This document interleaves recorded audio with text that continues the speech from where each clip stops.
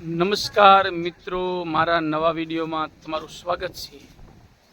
તો આપણે આવી ગયા છીએ સિક્કુના બગીચામાં। જો તમને વિડીયો દેખાય ને એ સિક્કુડીના ઝાડવા છે, જુઓ તમે વિડીયોમાં। તો ચાલો સિક્કુ ઉતારવા માટે જો મારા ભાઈની બધા સિક્કુ ઉતારે છે, કાચા સિક્કુ છે જે, તો એને પછી દાબે નાખી દેવાના।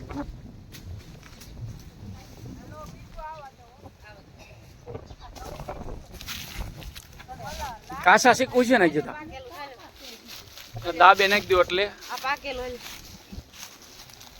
આ જો પાકી ગયેલું છે આ સિક્કુ। જો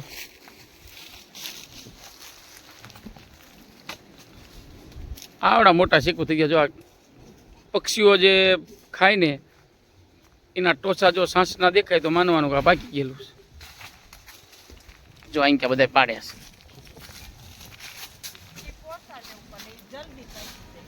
આંકડ લઈને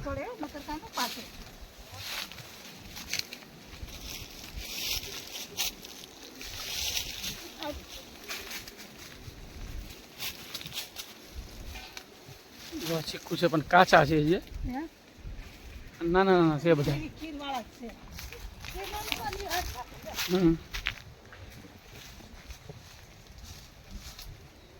સરસ મજાના નાના નાના પણ કાચા સિક્કુ છે।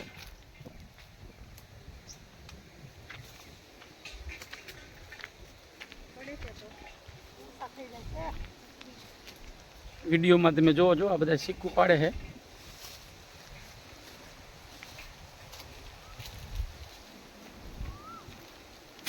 આ જો આ પાક ગયેલું સિક્કુ છે।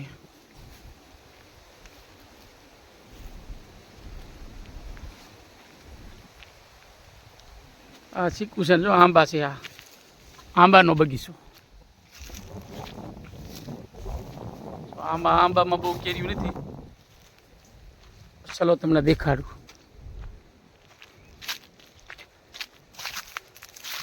જ્યાં 76 મહિનો છે એટલે જો કેરી મોટી થઈ ગઈ છે પણ પાકી ગયેલું કેરીયું નથી। જે 76 મહિનો હાલે ને જેઠ મહિનામાં 11 હોય એમ 11 ત્યાં સુધીમાં કેરીયું પાકી જાય છે। જો ચારે બાજુ તમે જો નકરી કેરીયું છે પણ કાચી કેરીયું છે।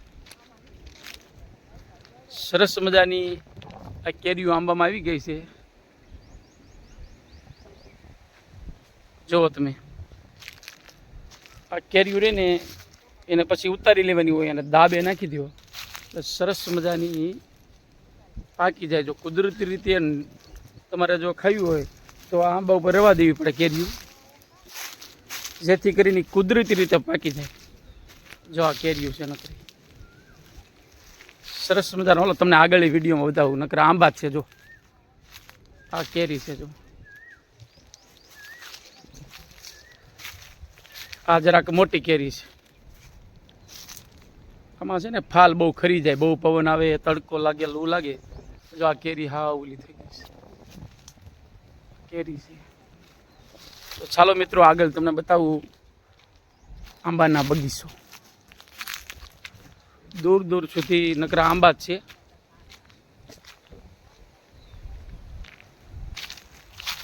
અને આંબાને પાણી બહુ જોઈએ પણ આ પવનના લીધે, તડકાના લીધે કોર સુકાઈ જાય અને બગડી બહુ જાય, રોગે ઘણા આવે આમાં।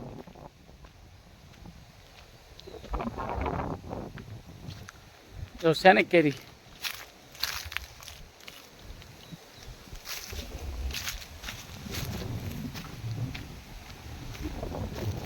આંબામાં પાણી પાવાની વ્યવસ્થા તમને બતાવું।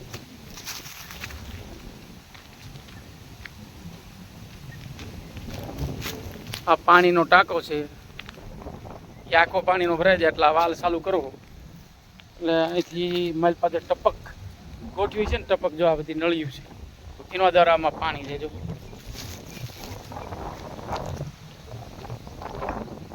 આંબામાં ટપક દ્વારા આ ટાંકામાંથી પાણી જાય।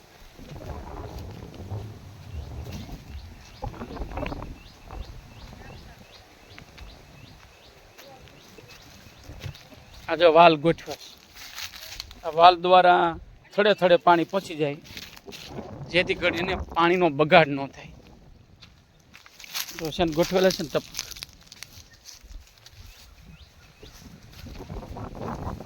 નળિયું છે. તો મિત્રો આ મારો વિડીયો કેવો લાગ્યો અને કેવો આંબાનો બગીચો છે તમારો સુઝાવ કોમેન્ટમાં જરૂર જણાવજો. અને તમે ક્યાંથી આ વિડીયો જોઈ રહ્યા છો એ કોમેન્ટમાં મિત્રો જરૂર જણાવજો. હર હર મહાદેવ. આવજો.